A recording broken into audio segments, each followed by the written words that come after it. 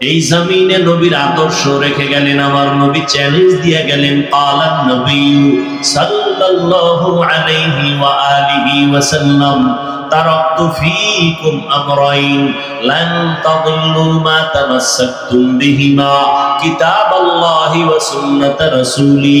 পয়গম্বর বলেন, আমি বিদায় বেলা চ্যালেঞ্জ দিয়ে গেলাম, দুইটা জিনিস রেখে গেলাম, যদি আঁকড়াইয়া ধরো কোনদিন তোমার ঈমান নষ্ট হবে না, সম্মান কমবে না। এক নাম্বার হলো আল্লাহর দেওয়া কোরআন, দ্বিতীয় হলো আমি নবীর রেখে যাওয়া সুন্নাত। এখানে প্রশ্ন হতে পারে, নবী হাদিস বলেন নাই কেন? কোরআন হাদিস না বলে কোরআন আর সুন্নাহ কেন বললেন? সুন্নতের পর্দার ভেতরে আছে মুরব্বি মানা লাগবে,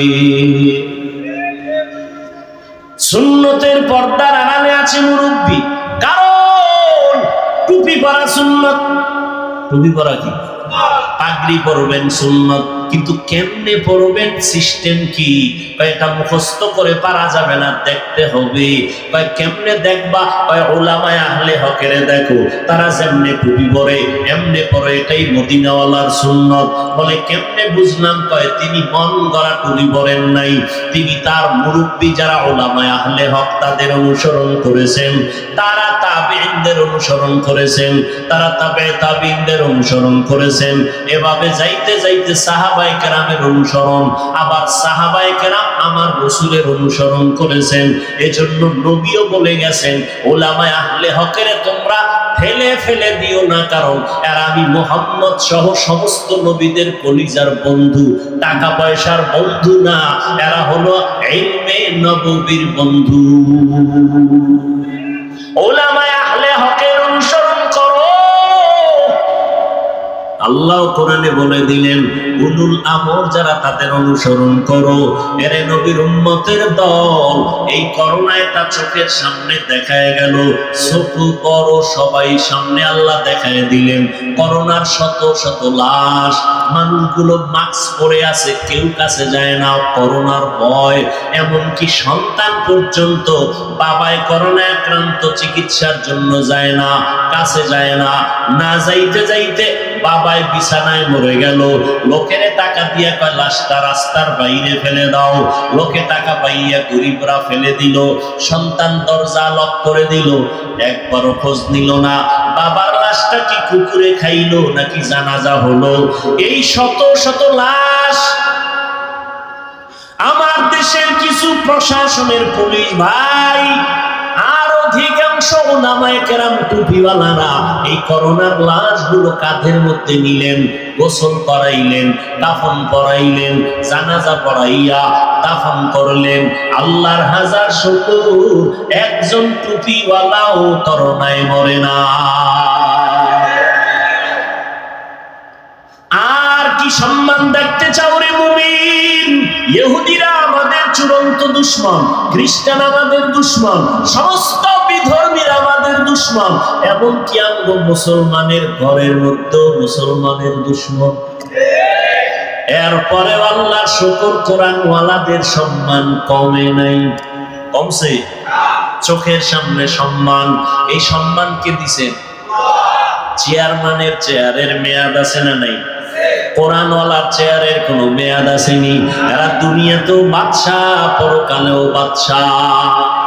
হয় আলেম আমাদের মধ্যে, আমাদের লাইনের কিছু, আল্লাহ মাফ করুন, কিছু উলামায়ে কেরাম নামদারি, এরা বলে আলেমরা পিছনে থাকবে কেন? তো কি করবে?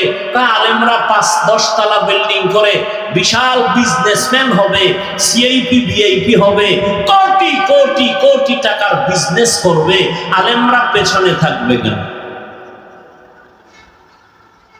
আসলে আলেমের কাজ কি? ডাক্তারের কাজ কি? গাড়ি চালানো না মানুষের চিকিৎসা করা? প্রত্যেকের এরকম একটা কাজ আছে। ইঞ্জিনিয়ার সাহেবের কাজ কি? রুগী দেখা না বিল্ডিং এর ডিজাইন করা? বলেন। ঠিক তেমনি ভাবে আলেমের কাজ কি? আল্লাহ কোরআনে বলেন এদের মূল কাজ উম্মতকে হেদায়েতের দাওয়াত দেওয়া। কিসের দাওয়াত? হেদায়েতের দাওয়াত দিবে, আর এদের সম্মানের জন্য যা প্রয়োজন সব আল্লাহ ব্যবস্থা করে দেবে। টাকার পেছনে দৌড়াতে হবে না, টাকা আমার পেছনে দৌড়াবে, ব্যবস্থা কে করবেন? টাকাওয়ালা পার পাশে এসে বসে থাকবে, হুজুর কিছু নেন, কি কুদরত কার? আল্লাহ।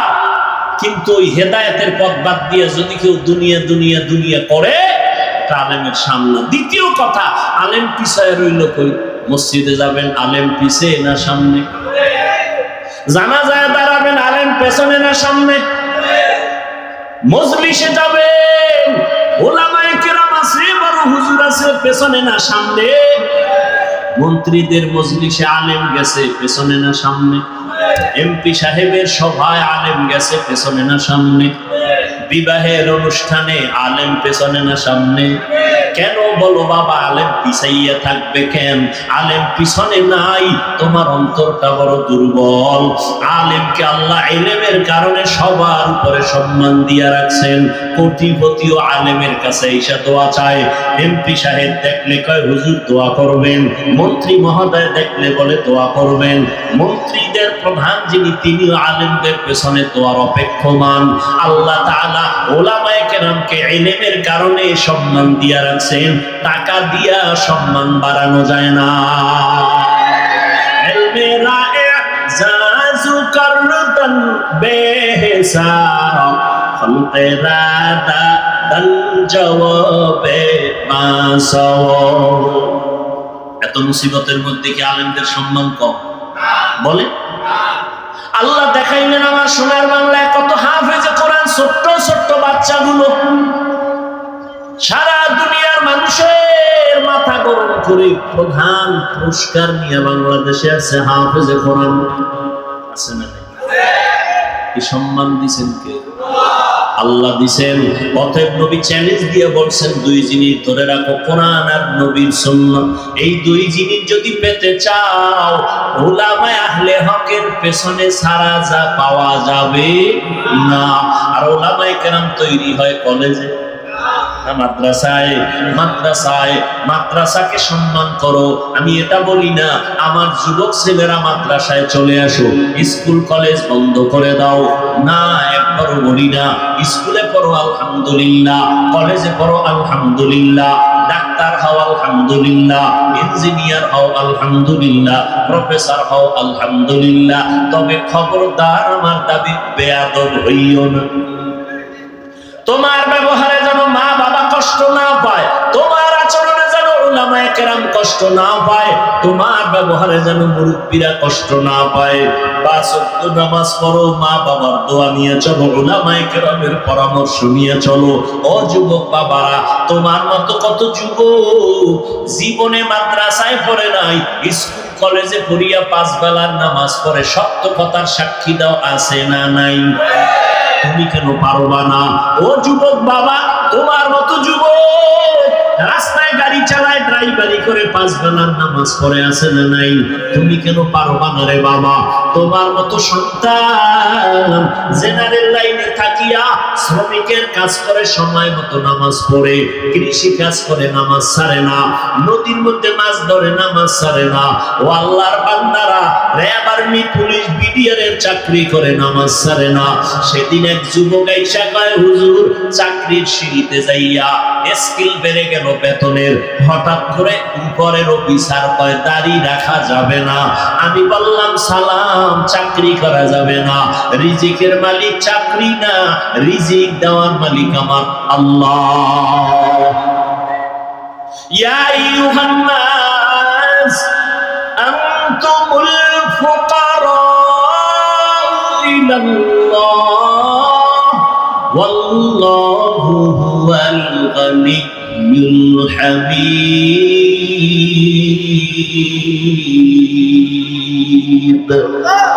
তাওয়াক্কুল বিকুনি হর সুবহ শাম মিরাসানাত রস্তে তু আজলা মাকাম জুজবা হক চীজে মখাজ ইনসুজা ফজলে উআ মস্তে দর জুমলা জাহাঁ। আল্লাহ বলেন, ও মানুষ, তোমরা সবাই ফকির, আমি আল্লাহ প্রশংসিত ধনী। আল্লাহ পাক প্রশংসিত ধনী, রিজিকের মালিক আমার আল্লাহ। ও যুবক, চেয়ারম্যান, মেম্বার, এমপি, মন্ত্রী 5 ওয়াক্ত নামাজ পড়ে নাই, দোকানদারি করে, কোটি টাকার ব্যবসা করে, হারাম খায় না, নামাজ ছাড়ে না, অভাব নাই। তোমার মনটাকে একটু প্রশ্ন করো, তুমি কেন পারো না রে বাবা? তোমার মতো যুবক 5 বেলার নামাজ পড়ে, কলেজে দৌড়ায়, স্কুলে দৌড়ায়, তুমি কেন পারো না? ঢাকা কলেজের বারান্দায় গিয়া দাঁড়াও, সলিমুল্লাহ হলের কিনারায় দাঁড়াও, জাহাঙ্গীরনগরের কিনারায় দাঁড়ায় দেখবা পাগড়িওয়ালা সন্তান হাতে, মনে হয় যেন বাইতুল মুকাররমের একজন খতিব। কয় না, আমি জীবনে খতিবগিরি করি নাই। কই পড়ো? বলে ঢাকা কলেজে। এমন সুরাত কেন পাগড়ি লাগানো? বলে আমার মাওলার কোরআনওয়ালা উলামায়ে কেরামের নেক দোয়া, উলামায়ে আহলে হকের সুহবাত।